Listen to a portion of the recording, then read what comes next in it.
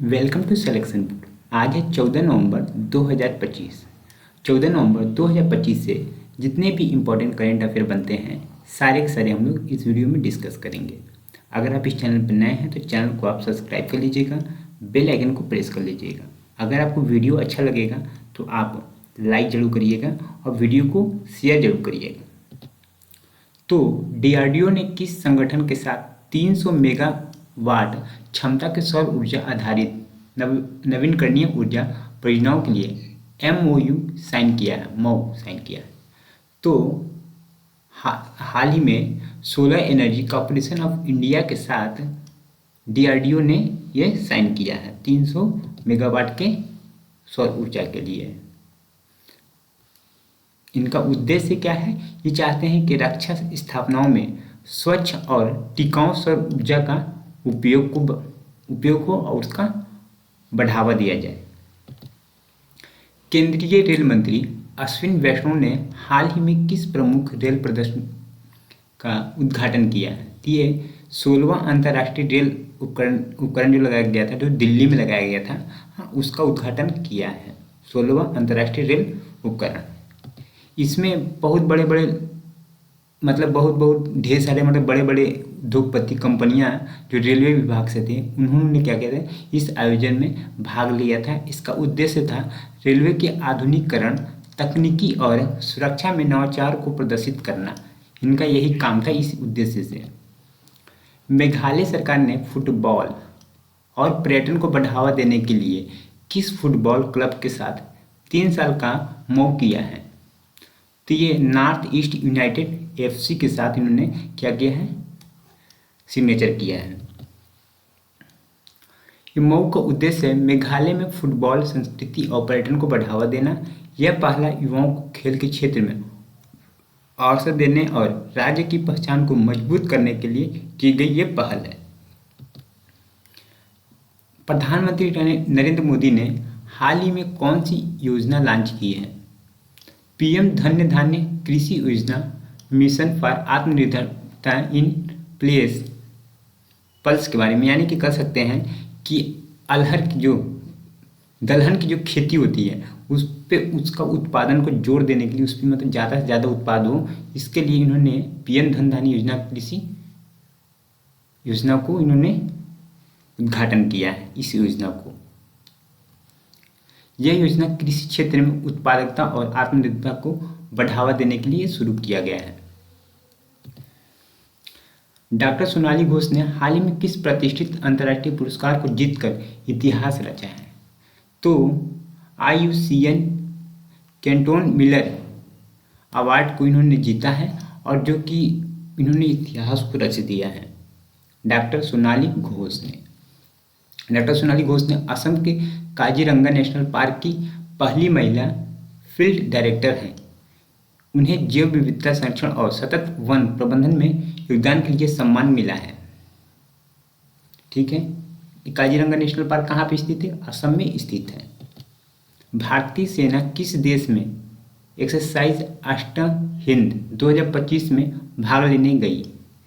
तो ये ऑस्ट्रेलिया के साथ भाग लेने गई थी, जो ऑप्शन नंबर C जो कि करेक्ट आंसर हो जाएगा। अष्टहिंद 2025 भारत और ऑस्ट्रेलिया के बीच द्विपक्षीय सैन्य अभ्यास है। इसका उद्देश्य दोनों सेनाओं के बीच सामरिक सहयोग और पारस्परिक संचालन क्षमता को बढ़ावा देना। विकसित भारत बिल्डथॉन 2025 का आयोजन किस मंत्रालय द्वारा किया जा रहा है? तो ये शिक्षा मंत्रालय द्वारा किया गया था, ऑप्शन नंबर B जो कि करेक्ट आंसर हो जाएगा। यह पहल नवाचार को प्रोत्साहित करने के लिए की गई है, जिसमें छात्र और स्टार्टअप विकासशील भारत के लिए तकनीक समाधान प्रस्तुत करेंगे। केंद्रीय गृह मंत्री अमित शाह ने हाल ही में NSG के विशेष अभियान प्रशिक्षण केंद्र, जिसे SOTC की आधारशिला किस स्थान पर रखी है? तो इसका जो करेक्ट आंसर हो जाएगा ऑप्शन नंबर B जो होगा मानसेर हरियाणा, जो कि करेक्ट आंसर हो जाएगा। तो इसको आप टिक कर लीजिएगा। यह प्रशिक्षण केंद्र आतंकवाद विरोधी अभियान में एनएसजी की दक्षता बढ़ाने के लिए बनाया जा रहा है। मानेसर पहले से एनएसजी मुख्यालय का केंद्र है। निर्मला सीतारमण ने हाल ही में किस स्थान पर किसान प्रशिक्षण और सामान्य सुविधा के केंद्र का उद्घाटन किया है? तो ये इसका जो करेक्ट आंसर हो जाएगा मेथागल, कर्नाटक, जो कि ऑप्शन नंबर सी जो कि करेक्ट आंसर हो जाएगा। ऑप्शन नंबर सी पे आप करेक्ट कर लीजिएगा। इस केंद्र का उद्देश्य है किसानों को आधुनिक कृषि तकनीकों का प्रशिक्षण देना, स्थानीय उत्पादों के प्रसंस्करण को प्रोत्साहित करना, ताकि लोगों को पता चले कि हाँ इनको क्या चीज़ ज़रूरत है। INROKN अभ्यास 2025 भारत और किस देश के बीच आयोजित हुआ? ये दक्षिण कोरिया के साथ जो कि स्टार्ट हुआ है। करेक्ट आंसर कर लीजिए ऑप्शन नंबर सी जो कि करेक्ट आंसर हो जाएगा।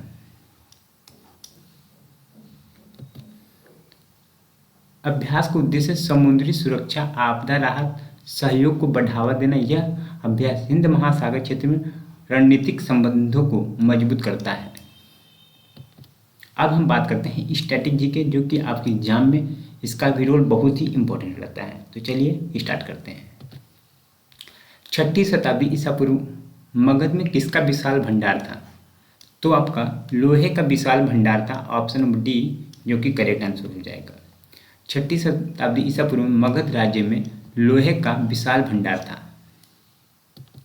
मगध के उत्थान के लिए कौन सा प्रथम शासक उत्तरदायी था? तो Bimbisara. Bimbisara option number C जो कि करेक्ट आंसर हो जाएगा। ये मगध के उत्थान के लिए प्रथम शासक उत्तरदायी माना जाता है। मगध बिंबिसार जो था मगध की गद्दी पे 545 ईसा पूर्व में बैठा था। इस राजा ने राजगृह का निर्माण कर क्या किया? इस राजा ने राजगृह का निर्माण कर उसे अपनी राजधानी बनाया। किसने बनाया? बिंबिसार ने बनाया। यह बौद्ध धर्म का अनुयायी था। जो बिंबिसार था ये बौद्ध धर्म को मानने वाला था। ये इनको मानता था। इसने चंड प्रदोत मतलब कह सकते हैं कि अवंती का शासक, इन्हें अवंती के शासक की सेवा में अपने राजवैद्य जीवों को भेजा था।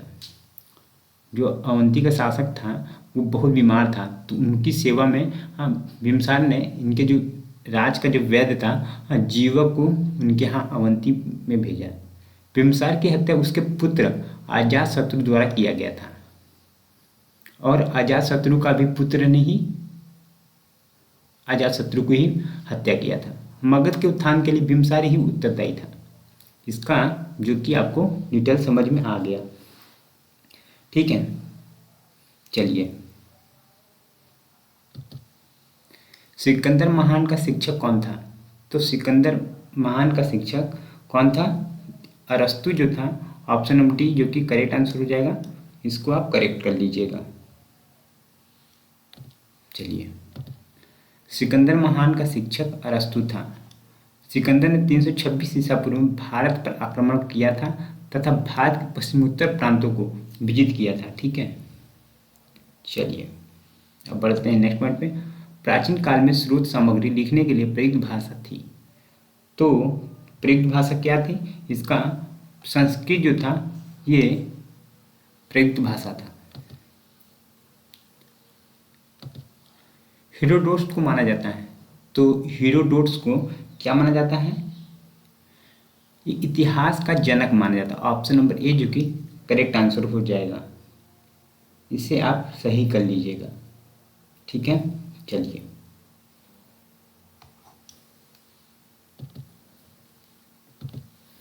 अब हम बात करते हैं जो कल का क्वेश्चन था मैंने दिया था, दक्षिण कोरिया में आयोजित पैरालंपिक तीरंदाजी विश्व चैंपियनशिप में भारत ने कितने पदक जीते थे? तो भारत ने कितने पदक जीते थे? टोटल 7 पदक को उन्होंने जीता था। ठीक है, तो ऑप्शन नंबर सी जो कि करेक्ट आंसर हो जाएगा। इसको आप टिक कर लीजिएगा। अब हम बात करें, भारत ने दक्षिण कोरिया में आयोजित पैरालंपिक तीरंदाजी विश्व चैंपियनशिप में कुल 7 पदक जीते थे। ठीक है, अब हम बात करते हैं जो आज का क्वेश्चन है, the cold desert biosphere reserve किस राज्य में स्थित है, जिसे यूनेस्को ने बायोस्फीयर रिजर्व नेटवर्क में शामिल किया है? तो ये आपका 4 ऑप्शन है। इसी 4 ऑप्शन में से एक ऑप्शन आपका सही होगा। तो आप क्या करना है, इसमें से आपको करेक्ट करना है। अगर आपने यहाँ तक पहुँच गए हैं, अगर आपने अभी तक चैनल को सब्सक्राइब नहीं किया है तो चैनल को आप सब्सक्राइब कर लीजिएगा, बेल आइकन को प्रेस कर लीजिएगा। अगर आपको वीडियो अच्छा लगा तो आप लाइक ज़रूर करिएगा और शेयर ज़रूर करिएगा आप। और टेलीग्राम में इसका PDF भी दिया जा रहा है, तो आप टेलीग्राम से PDF आप देख सकते हैं। तो अब हम मिलते हैं नेक्स्ट वीडियो के लिए, तब तक के लिए धन्यवाद। जय हिंद। जहाँ भी रहिए अच्छे रहिए, कुशल मंगल रहिए और ठीक ठाक रहिए। धन्यवाद।